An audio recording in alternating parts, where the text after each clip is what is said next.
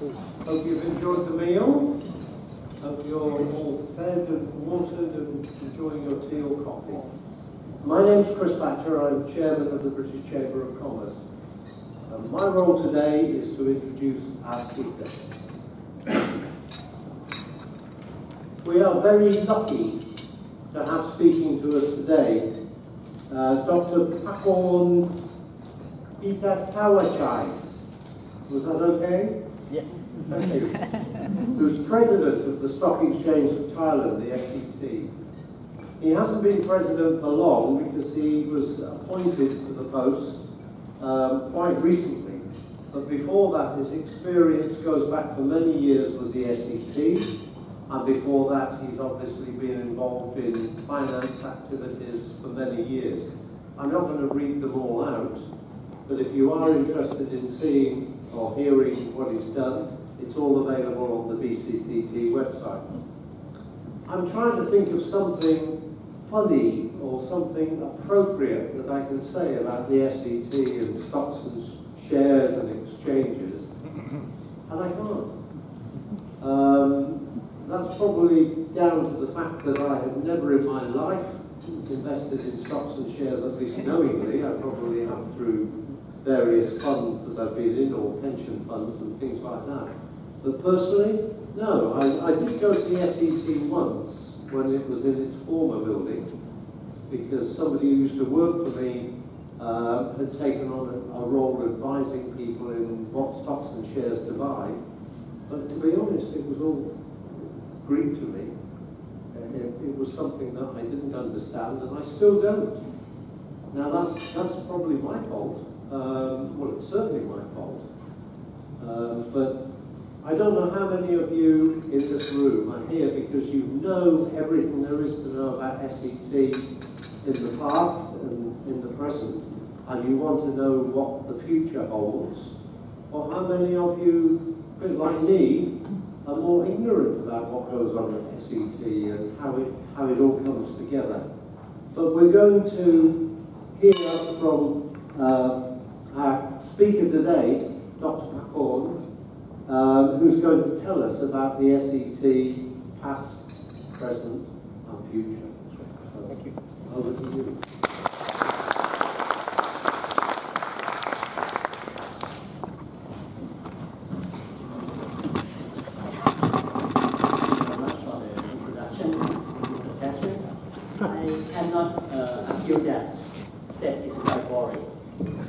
My dad even asked me, how do I do with the SEC, not the SET, because he thought that I work at SEC, not at the stock exchange. So today, let me try to give you some brief idea on what SET is and what has we been doing, what we are doing at the moment, and what we plan to do in the future. My talk today is going to be on 3 parts.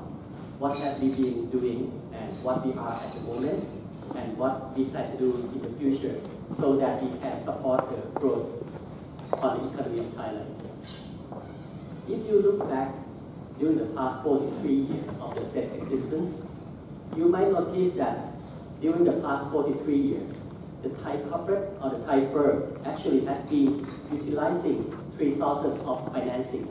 First one comes from the banking sector. You might notice that during the previous year, during the initial phase of the development, most of the Thai companies get the funding from the banking sector. Until 1980 something, you start to see the development in the capital market in Thailand and also the fixed income market. At the moment, when you look at the proportion of the funding that Thai companies utilize these 3 markets, you might notice that it's almost equally. 1/3 in the banking sector, 1/3 in the capital market, which include the equity market, and another part from the fixed income market that consists of the government funding, government borrowing, and also the corporate borrowing through the debt market. So you can see this development. That's why when you look at Thai company nowadays, they don't need to just go to the bank to get the funding. They can either go to issuing the bond, the debenture, and also they can do the initial public offering at the exchange to raise the funding that they need. Now, let me move to this page. this development hasn't occurred within a short period. It's actually a process of many things. You can see that this line is the liquidity, the trading value in the exchange. At the moment, you might not notice that we are the most liquid market in Southeast Asia. We actually surpassed Singapore since 2012. And now we are trading at around $2 billion per day. At the moment, Singaporean market is at around $800 million per day. You might notice that during the first 10-20 years, actually the liquidity is not there. Why? Because at the beginning, most of the investors are retail investors. The government tried to promote two things. How can we set up the institutional investor in Thailand? And secondly, how can we attract the foreign investor from the outside the country? What they did on the setting up of the institutional investor in Thailand is that the government actually set up the first mutual fund company, and let's guess what's the name of the company? The mutual fund company, MFC. The government come up with the first mutual fund company in Thailand during the 1985, and then they set up the Provident Fund, voluntarily one. The mandatory Provident Fund is just coming out this year. So you will see two types of the Provident Fund system in Thailand, voluntarily, which happened 20 years, 30 years ago, and the new one, the mandatory one, that will come out at the moment. Then they set up the Social Security Office so that the employed people can get some benefit on the health care, and then they set up the government Provident Fund, the Government Pension Fund, the GPN. So you can see that these are the things that the government start to come up to institute the institutional investor. And also, they are trying to promote the quality of the Thai listed company. The institution of the director has been setting up during the 1990 crisis, the 97 Tom Yam Goong crisis, and then at the exchange, we come up with the corporate governance center. So you can see that we are trying to work on both sides, both supply side and demand side. On the demand side, we are trying to set up more pool of investors to be diversified, and also on the supply side, we try to promote the quality of the listed company, because we truly believe that the foreign investors are very interested in buying or investing in a company that has a good corporate governance. Investors must be treated equally, the information must be transparency and up-to-date reported. Those are the things that we are trying to promote. And also, at the exchange and at the government level, we are trying to promote so many things. Financial literacy program, set up the mutual fund program like the long-term equity fund, retirement mutual fund, so that investors get the tax benefit on that. So these are the many things that we have been doing. Except we are trying to come up with many services also. At the beginning, we only have one exchange, the SET, to provide the investment tool for the investor to invest in a big company as middle-sized company. We come up with the MAI for the smaller company. We come up with the derivative market so that speculators can use the TFX or our derivative market to bet on the change in the financial numbers. We coming up with the set trade, the online trading platform, so that all the brokers in the industry can use it as a common platform to invest online. We all come up with the custodian service, we come up with the clearinghouse service. So SET at the moment is vertically integrated. We have everything since the listing, trading, post-trade. So this is why at the moment you can see that the market has been developed quite far. And now what we need to think about is that how can we develop further into the future? When we look back at the Thai capital market, you will notice that there are 4 periods that there are a lot of funding happening at the exchange. The first funding period that we see huge IPO was during the Eastern Seaboard development. At that time, the government came up with the idea that they want to promote the energy sector, the resource sector, and the automobile business. Those are during the period of 1990 to 1995. The sum of the fundraising amount would be around $6 billion at that time. which means that if you translate it into the current size, it would be even more than 2 or 3 times bigger. The second period of the big funding in Thai capital market was during the 1997 crisis. If you remember, the banking sector at that time has an NPL on average of 30 to 40%. So actually, all the Thai commercial banks are bankrupt. If they don't get the new money come from the capital market, the total number of those periods would be something around 20 billion US dollars from this number. And then the third period that we see big fundraising activity in Thailand was during after the 1997 crisis. At that time, the Thai corporate started to get advantage of the cheap baht value, and they can export a lot, and they start to become growing. And at that time, the company that do a lot of export actually raised a lot of funds in the capital market. And you can see that during 2005 until 2010, you see huge amount of number for the company expanding domestically. The fourth period was actually at the moment. You can see that since 2011 until now, a lot of Thai companies raised funds in Thailand to actually merge and acquisition, take a merger and acquisition all over the world. Companies like CP, Thai Union Frozen, Central Group, many companies actually issuing the share in Thailand and get money and invest overseas. I will have some number that will surprise you later on what's the effect of this company into the exchange. So you can see that these are the 4 periods of the fundraising that happened in the capital market in Thailand. Now let me move into the present. How the market is doing at the moment. Okay. When you compare the Thai capital market to our peer in Southeast Asia, you notice that our market cap or the size of the market has been growing quite consistently at the rate of something like 15% per year. You will notice that at the moment our market cap is at around 500 billion US dollars, which is second largest in ASEAN, just behind Singapore. Singapore at the moment is at around 700 billion US dollars, Malaysian at around 400 billion US dollars. If you notice, 2 years ago, we actually are smaller than both Malaysian and Indonesian. And Philippines is at around 220 billion US dollars now. This is the number of the liquidity that I mentioned, the total trading value on average per day. At the moment, at the Thai exchange, we have a trading value of roughly 2 billion US dollars per day, surpassing Singapore, Indonesia, Philippines, and Malaysia since 2012. And on the right-hand side of the graph, that's the amount of the IPO or initial public offering at our exchange during the past 6 years. You might notice also that Thai market are now the biggest fundraising venue in Southeast Asia during the past 4 to 5 years. At the moment, we have roughly about 20 billion US dollar raised during the past 5 years.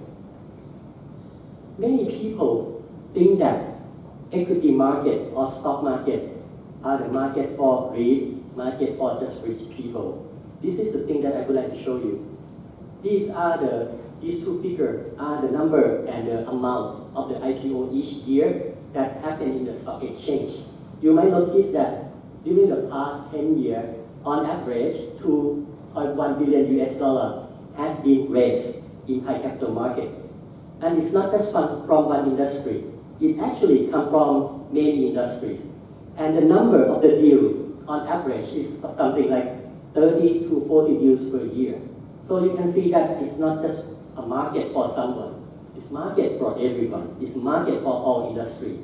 And many people also mention quite often that this is the market for just a few companies who want to come in and just cash out. Let me show you another figure. This is the figure for the secondary offering, or the company that come back to raise funding in the exchange. The first figure that I showed you in previous page was the company that did the first public offering. But this one is a continuity of the fundraising. You might notice that first, the average value of the secondary offering is actually 2 or 3 times more than the initial public offering per year, which means that actually this is the market or source of funding for companies who want to grow, not just the first time to come in and then sell out. And also, when you look at the variety of the industry, it's quite diversified also. It's not just for one industry. Every year, you see many groups of industry, many variety of industry come into the market to repeatedly raising funds. And when you look at the deal, if you remember, the last page is something like 30 to 40 deals per year. But for the secondary offering, it's more than 2, 3, or 4 times of that. Something like on average of 160 deals per year. So actually, the capital market is a source of funds for the company who want to grow, not just who want to cash out. Now, let me show you the characteristic of the Thai market. At the moment, when you look at the Thai market, you will notice that roughly 30 to 40% of the trading value and the owner of the share are from the local retail investor. Roughly 30 to 40% come from the foreign investor in both trading value and the holding position, and the rest are local institutions. So you can see that these are why Thai market has been quite resilient recently when there is an outflow of the money out of the country, or there is a change, or there is a volatility in the foreign market. You can see that these are the 3 pillars of the exchange. When the foreign investor want to sell, retail investor or the local institutional investor come in to buy. And this actually dampen the volatility in the Thai market. You might also notice that if you are in the foreign, in the financing sector, that when you look at all the emerging countries, the index movement up and down are quite more severely in other emerging countries than in Thailand because of the 3 groups of investors that we have quite balanced. Now, if you look at the Thai company, now start to look at the supply side, you will notice that nowadays Thai companies are not just a local domestic company anymore. When you look at some few big Thai companies, for example, you might not notice that actually at the moment, the airport authority of Thailand is the biggest airport operator in the world. We just start to get that ranking this year on that January the 9th. Bloomberg come out and say that you might not notice, but at the moment, Airport Authority of Thailand is the biggest airport operator in Thailand. So at the exchange, when we saw this news, we start to figure out, wow, if the AOT is the biggest airport operating authority of the world, or airport operator of the world, do we have other Thai companies that are quite globally in the top tier? And we found that there are many. For example, BDMS, the Thai hospital chain, they are actually number 15 in the world. When you look at Minor Group, they are ranked 10 in the global in hotel and restaurant sector. Thai Union Frozen has been investing all over the world, CPN. Those are the big companies that has been doing very well, not just in local market, but also in the global market. And we actually look into this group of companies, and we come up with the idea that let's call them the well-being sector, which include the food and agriculture, healthcare, infrastructure project, tourism and hospitality. And we found that on average, the return of the stock in this group has been giving a return of something like 15.5% per year during the past 10 years. And if you compare that with the on average of the set return during the same period, it's at around 10.8%. And if you compare that to Thai big company, the set 50, it gives you the return of something like 13.3%. So you can see that actually Thai company in this sector has been doing very well. And we also show you that the total return, which include the dividend plus the stock price movement, just like I showed you that, 7.9%, and on the set, lower than that. So this is the idea that we come out this year, that let's sell Thailand, not just as a Thailand, but sell Thailand as a big global player in well-being economy. And this is the story that we have been starting to do. And now this is just come out, I think yesterday. Thai company has been doing quite well on the corporate governance issue. We has been ranked #1 in ASEAN for at least during the past 5 years, and has been ranked #5 in Asia during the past, I think, 5 years also. However, we are not just trying to do just to support Thai company to perform a good corporate governance, but we are trying to push them or support them to perform all the ESG, environmental, social, and governance compliance. Because we believe that for the company who are applying this ESG concept in their strategy, we believe that their growth would be sustainable. And at the moment, we have 19 Thai companies listed into the Dow Jones Sustainability Index, which is the world benchmark on the ESG company who has the big size, who can perform very well, and who are doing good job in the ESG. The largest number in Southeast Asia also, by far the most number of the company in the list. And we have 8 companies that are in the global class. Companies like CPO, CPN, KBank, PTT, PTTEP, PTTGC, Siam Commercial Bank, and Siam Cement. So you can see that these are the group of world-class companies, not just local, but global player in each area. And Thailand is number 10 in the sustainable stock exchange at the moment. This is the part that is quite interesting. I told you about Thai companies start to become regional or even global company. So we started doing some research on this. And we found that if we look into the company who report their earning destination, during the past 10 years, there are something like 200 companies who are doing this report of their earning income destination. We found that for these 200 companies, which represent roughly 70% of the set market cap, 46% of their earnings are actually come from outside of the country. When you compare 10 years ago, it's only around 36%. And this shows you that now Thai companies are not just local companies, more like regional or even global players. And when you look at the right-hand side figure, you will find that Thai companies actually invest globally. Roughly, the biggest number of Thai companies going out destination would be ASEAN, CLMV, and other places. You can see that 30 Thai companies going to Philippines, 41 in Malaysia, 55% going to Cambodia, and so on. So you can see that nowadays, when you're investing in Thai stock exchange or foreign investor investing in Thai stock exchange, they are not just getting the Thai exposure, they are getting the regional exposure or even global exposure. That's why we come up with this, the new product.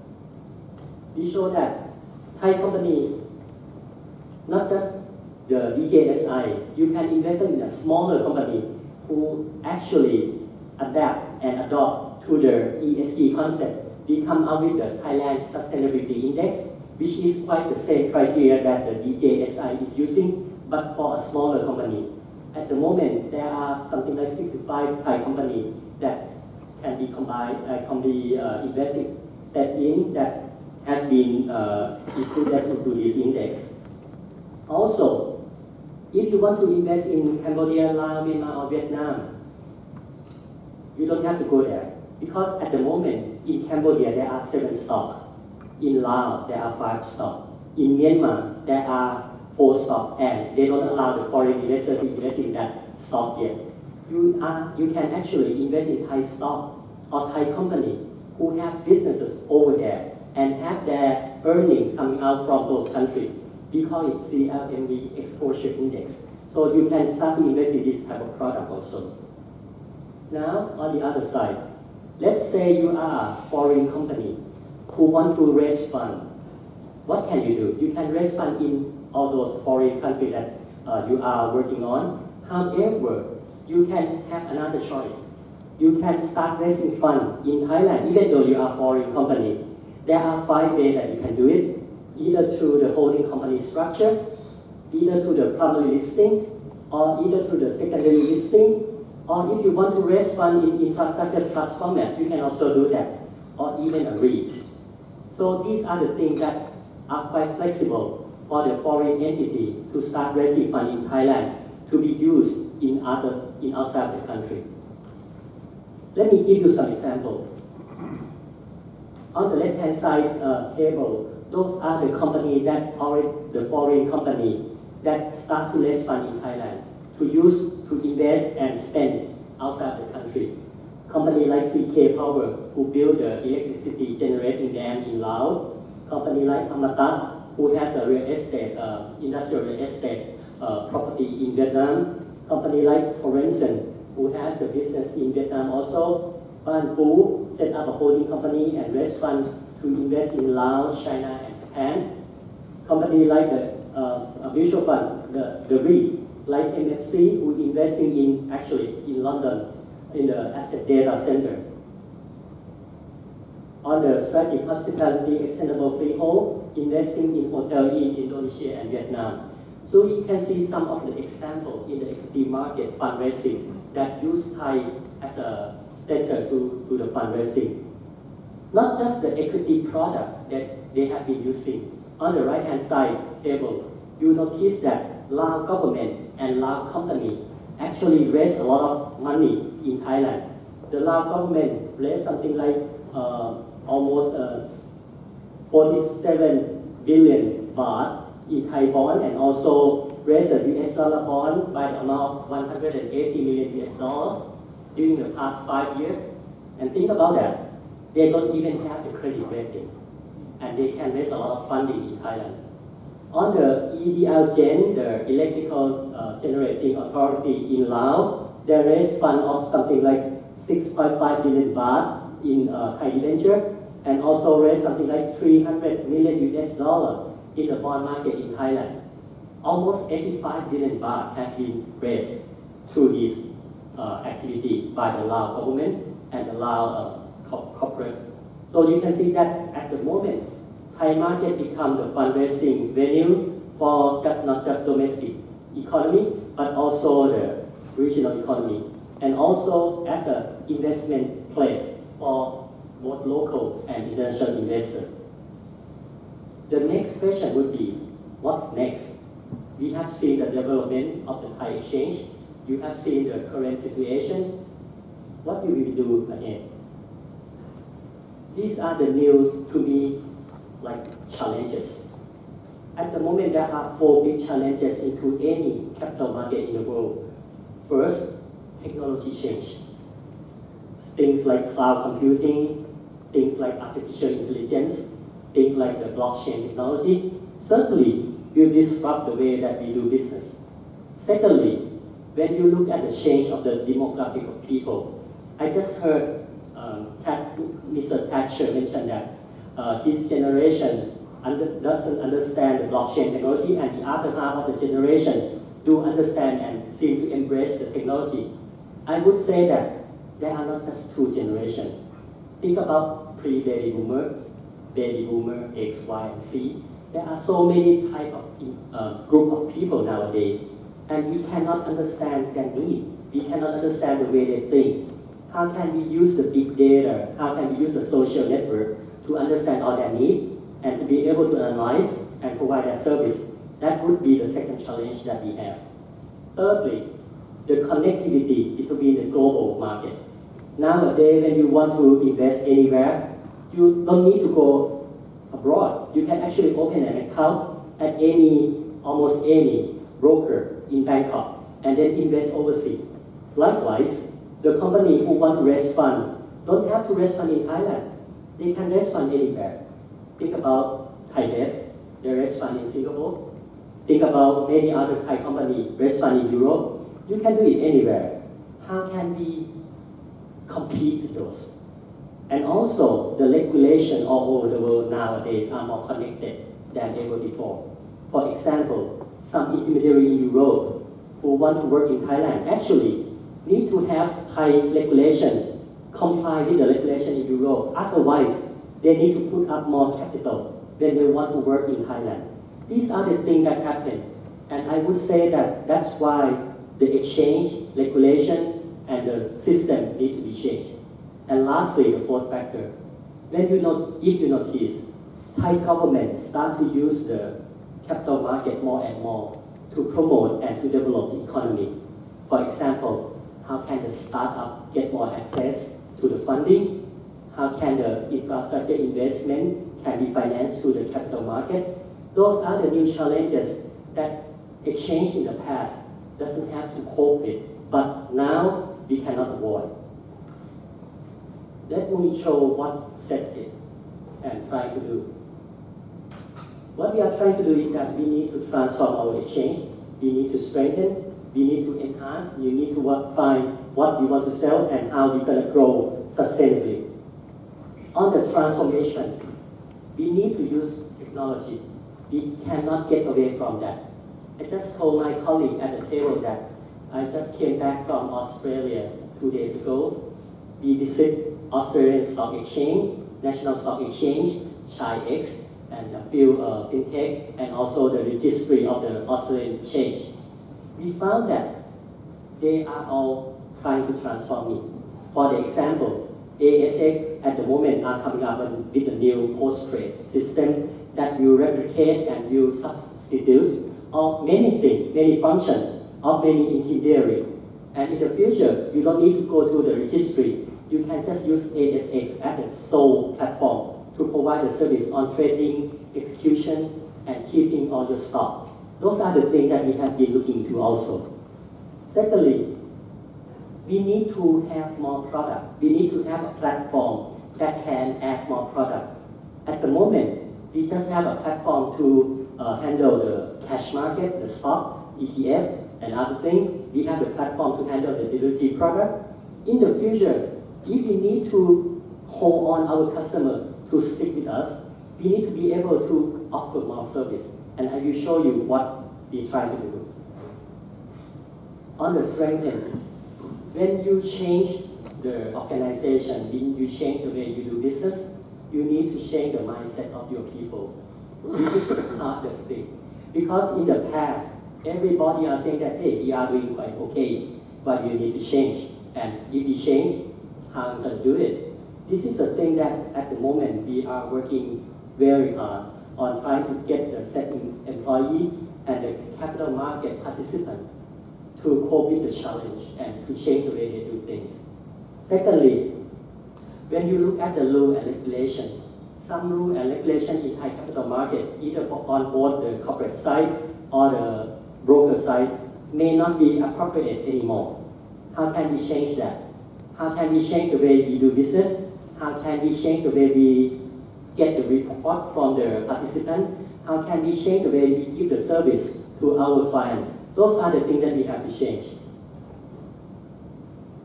On growing, when you look at how to grow the Thai market sustainably, I just don't want to talk about growing it during the next 3 to 5 years, but how can we grow it sustainably? We cannot just look into Thai country, Thailand only. You need to look outside the country. How can we work with the region, CRMV? How can we work with the ASEAN country? How can we work with the country outside of ASEAN to work with us? Those are the very difficult issues that we need to solve. Tell you the truth, our neighbor doesn't like us that much. How can we work with them? Without that, we are likable? No. Maybe only your soap opera, maybe only your product. But to work with them, we need to give and take, not just taking all the benefit. How can we co-develop that? Lastly, we need to get the access of funding to startup and the international company. How can we provide a means for those?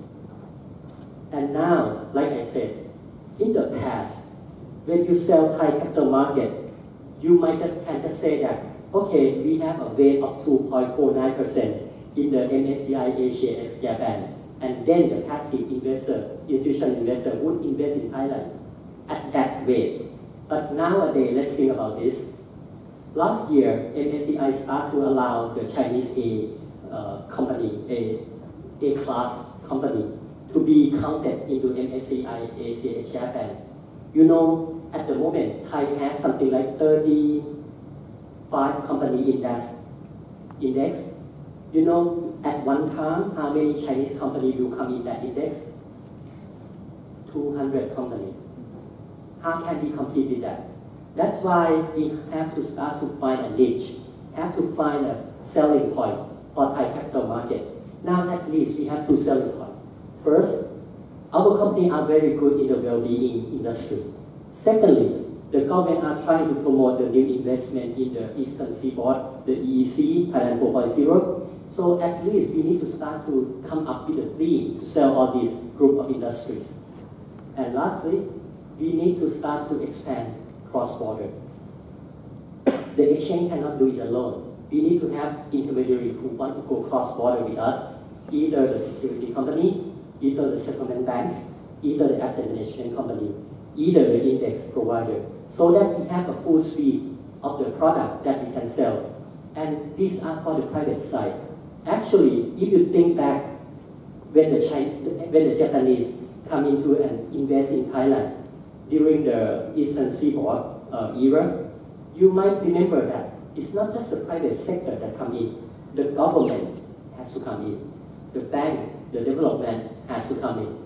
This is the part that we are working with the government when we are trying to work with the regional economy, that the government has to talk to the government on the G2G level, and on the real sector side, they need to talk with the real sector side in the other countries so that there are benefits in building something. And then the financial side have to go in and provide a financial service. So these are the three major sectors that need to work together. And now let me show you what ourselves SET has been doing to cope with the new challenges. At the moment, when you want to buy and sell the mutual fund product that you have, you might think that, okay, I need to go to my bank because most of my mutual fund has been sold through the banking channel. But since last year, SET coming up with a centralized platform so that nowadays the asset management company can connect to selling agent. That doesn't need to be the bank, can be anyone, for example, like central department store, government saving bank, the insurance company, or the broker. So now you can buy any mutual fund from these people. And also, you can also buy this mutual fund through the online system that we have, which I just told you before is called SET Trade. So these are the things that the SET has been providing. Last week, we just signed an agreement with the Clearstream, one of the largest custodian bank, and is a selling agent in the world, so that they can sell the Thai mutual fund product outside the country. These are the initiatives that we think that we need to expand our platform, not to be just the cash platform, the stock platform, or derivative platform. We need to have more services that our intermediary, when they connect to us, they can do many things more, so that they have going to be stick with us in the future. Secondly, we come up with a new company called Finnet. Let me explain to you what is Finnet. In the past, when investors go to the broker and buy stock or sell stock, the broker need to transfer the money through the banking system, through the thing called IPMX, which is the network of the banking system, to transfer the money across the bank. And the clearinghouse has to calculate all this transfer of the asset over the security company. What we are doing is instead of having to go through both the bank and the clearinghouse to do all these functions, you can just go to the clearinghouse and tell us all your transactions. We calculate all the transactions and net it so that each broker, when they have to transfer the money, they can reduce the amount of money that they have to prepare. And the risk of the system will be reduced. Because now we settle only the net, the surplus side, beyond the netting. So you can see that we become a bank. Instead that we have to use the bank, now we work with the bank. And the bank still have to transfer the leftover money. But we all settle all the things that has to be net. So you can see that SET has become first the selling agent, the connecting of the mutual fund product. SET has become the settlement bank operator of the capital market system. Thirdly, what we come up is a new trading platform. At the moment, previously, we just have the two exchanges handling the large stock and the small and medium stock, called SET and AAI. What we are trying to provide is that how can we set up a new platform so that startup and private equity or sophisticated investors can meet each other. We won't call it exchange because we didn't do the screening. What we did is that we offer a platform so that the startup can list and show their potential, show the business that they want to do, and then we ask the institutional investor or accredited investor to come in and register into the platform and look into the product. If they are interested to invest in it, they can invest it. We use blockchain technology to handle all these things because we believe that in the future, if we need to change our operation using the new technology, this would be our prototype. So that's the third thing that we come up with. The last thing would be the shorten the settlement cycle. Previously, we used to have T+3 settlement cycle, which means that when you want to buy a stock, you need to wait for 3 days to deliver the money and 3 days to get the stock. Now we shorten that cycle to T+2. Many people ask me that after T+2, where will we go? T+1? I said no. The next step from T+2 would be incentiveness. If you use the blockchain technology, you don't need to wait. Everything can be on time, real time. So this is the thing that SET at the moment has been trying to do because we believe that we need to adapt to cope with the change and challenges in the world. Let me show you our vision because you might not understand why SET need to do so many things. Why not you just keep on doing what you are doing? Because when you look at the profit that we generated, actually we are doing quite fine. However, in Thailand, we don't have just one obligation to make profit. We have another obligation to develop the capital market and actually how can we assist the economy growth. So our vision has been defined into 3 steps. The first step, for the core exchange function, certainly you need to make profit, you need to be very efficient, you need to have the product that people want. Secondly, for the industry, we want to be the developer of the Thai capital market by providing the platform, infrastructure for the capital market. Things like Fund Connect, things like Fitness that I mentioned. Those are the things that SET need to be able to provide for the intermediary in the industry to utilize and capitalize on. And lastly, how can we help develop the economy? How can we get the funding to the people who don't have the channel to access, for example, like the startup, like the international company. These are the missions that at the moment SET has been embraced on. And thank you very much for your listening. If you have any questions, please feel free to ask.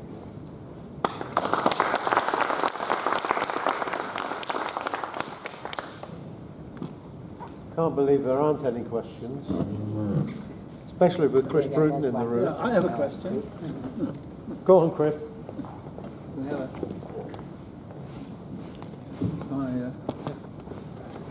First of all, I really think that was a fantastically good presentation. I think even Chris Thatcher now begins to be understanding the stock market. But one question I do have is, you did mention in the slides cryptocurrencies, and I'm a little bit concerned about that. You didn't actually even mention the word, but some of us are very, very much concerned that perhaps cryptocurrencies are a bit like North Korea. What I mean is, we always think they're about to collapse, but somehow they seem to carry on, but get more and more dangerous as we go along. And I wonder whether you have a policy for that, because a lot of people who used to be very keen stock market players are now spending nights and days, 24 hours a day at their screens, working on cryptocurrency speculation, and one of these days they might be very unhappy and not quite so happy as working with your exchange. Thank you. Certainly. Thank you very much for this question. We at the moment has been working on